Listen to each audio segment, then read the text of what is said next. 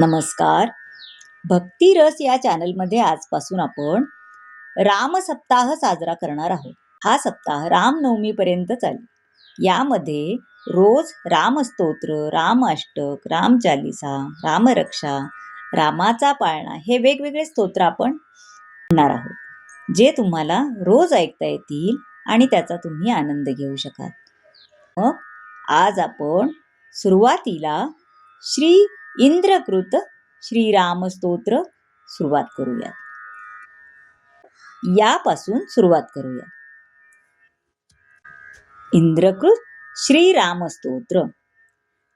भजेहं सदा राममीदरंभ भवरण्यदावानलभाभिधानम् भवानी हृदा भावितानन्दरूपं भवभावहेतुं भवदीप्रपन्नम् सुरानीकदुःखोगनाशैकहेतुं नरकारदेहं निराकारमिडयम् परेशं परनन्दरूपं वरेण्यं हरिराममीशं भजे भारणाशम् प्रपन्नाखिलानन्दोह प्रपन्नं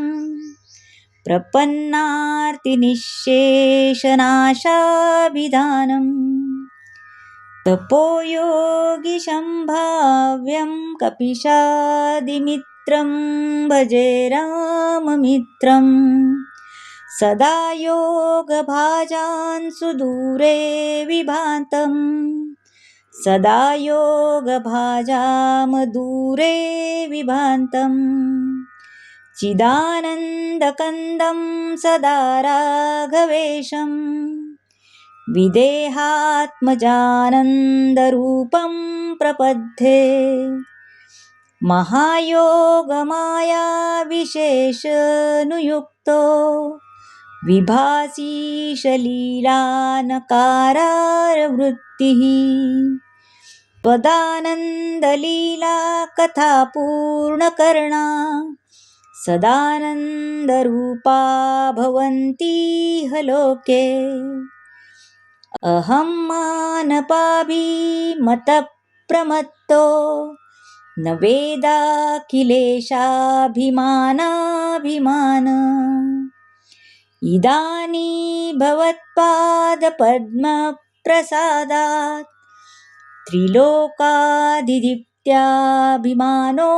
विनष्टा स्फुदरत्नकेयूरहाराभिरामं धराभारभूत सुरानीकदावम्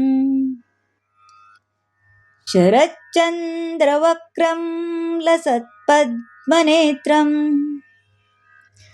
अवपारं भजे राघवेशम् सुराधीशनीलाभ्रनीलाङ्गकान्तिं विराधादिरक्षोवधाकशान्तिं किरीटादिशोभं पुरारातिलाभं भजे रामचन्द्रं रघुणामधीशम् लसच्चन्द्रकोटिप्रकाशादिपीठे समासीनमङ्के समधाय सीता स्फुरद्धेमवर्णां तडित्पज्जभासा भजे भजे रामचन्द्रं निवृत्ततीन्द्रम् इति श्री इंद्रकृत श्रीरामस्तोत्र संपूर्णम्.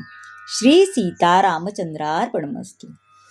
श्री स्वामी जर आपल्याला हे स्तोत्र आवडलं असेल सबस्क्राईब करा आणि शेअर जरूर करा, म्हणजे तुमच्या मित्रमैत्रिणींना ही स्तोत्र हा चॅनल पाहता येईल. तसेच जर आपण मला मदत करू इच्छित असाल तर आपण सुपर थँक्सद्वारे मला मदत करू शकता.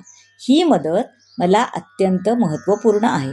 तसेच तुम्हाला संपूर्ण भगवद्गीता ऐकायची असल्यास माझा दुसरा चॅनल